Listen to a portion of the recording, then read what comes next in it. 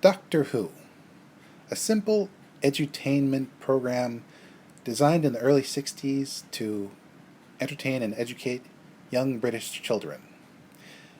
It has blossomed into a cultural phenomenon the likes of which haven't been seen since Star Wars and Star Trek, which this program actually predates. Way back in the beginning, way before Matt Smith, David Tennant, Chris Eccleston, and the guy with the scarf, the Doctor was played by Bill Hartnell. Great guy, little caustic at times, but no, not caustic, austere. But overall a decent guy.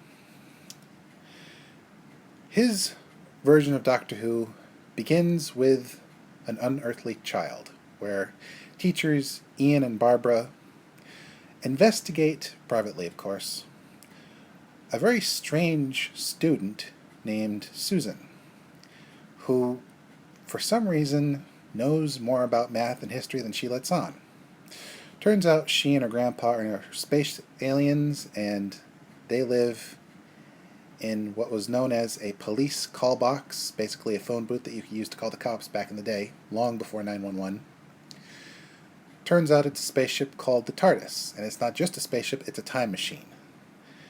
And the Doctor, not wanting to let on that he and Susan are aliens, sort of kidnap Ian and Barbara and take them to Paleolithic times, where they have to outwit a bunch of unruly cave people and give them the secret of fire. Okay.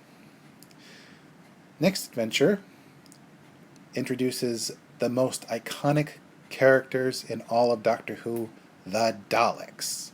Basically, trash cans that can move on their own and have death rays. Simple, but awesome. They land on the Dalek homeworld Skaro and have to band together with some local humanoids called the Thals to deal with the Daleks and make sure they don't finish them off. Not to mention surviving the Daleks altogether. After that, they end up in the TARDIS when it breaks down. The Doctor is injured and something is stalking the crew, or at least they think something is stalking the crew. Turns out the quick return switch on the TARDIS control console is busted. Yeah.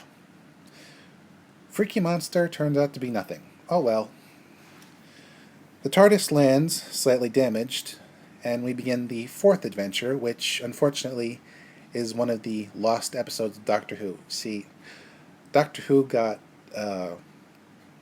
erased episodes back in the day because the BBC couldn't afford to keep them archived, or at least not all of them. So a lot of Doctor Who, especially in the first two eras, the Hartnell and Troughton eras, were lost. But a lot of it survived. Luckily, there's enough left of the Marco Polo episode, in which the Doctor, Ian and Barbara, have to match wits with a very unruly Marco Polo who takes the TARDIS to try to give to Kubla Khan, the grandson of Genghis Khan, to earn some of his favor.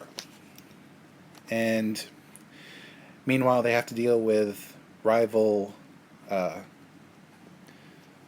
tribe clans, whatever. And they meet a young woman who is set to marry Kubla, even though it would be like Susan marrying the Doctor. Definitely not a proper match made in heaven. Overall, the beginning, the first three, technically four episodes, is pretty decent. Then we move on to the Keys of Marinus, where the Doctor and company land on a very hostile planet with an acid ocean and very hostile locals who have become unruly because a computer that has kept them in line through psychic vibes or whatever has broken down, and they have to search through various areas of this hostile land in order to retrieve the keys that operate it.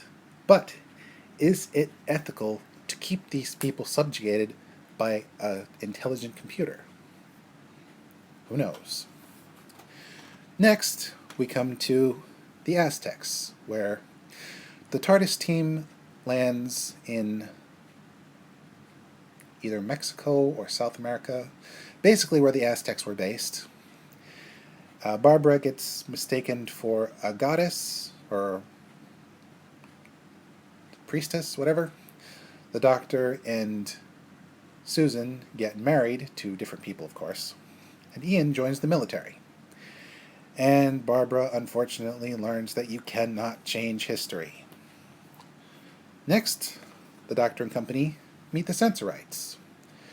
Psychic creatures who may be hostile or may be peaceful, and are the clear inspiration of the Ood in later seasons.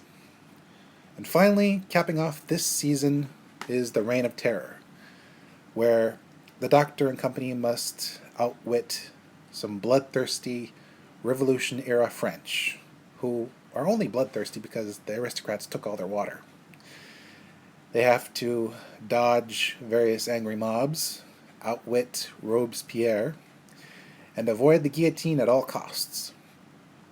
Also, Susan gets sick and nearly dies. Luckily, she didn't. And 2 of the episodes are gone, but were beautifully animated to keep the whole story intact. Overall, the first season of Doctor Who is kind of hit and miss, because some episodes kind of drag a bit, but for a first outing, this sci-fi adventure really has potential, and I'm glad it stuck around well into the 21st century.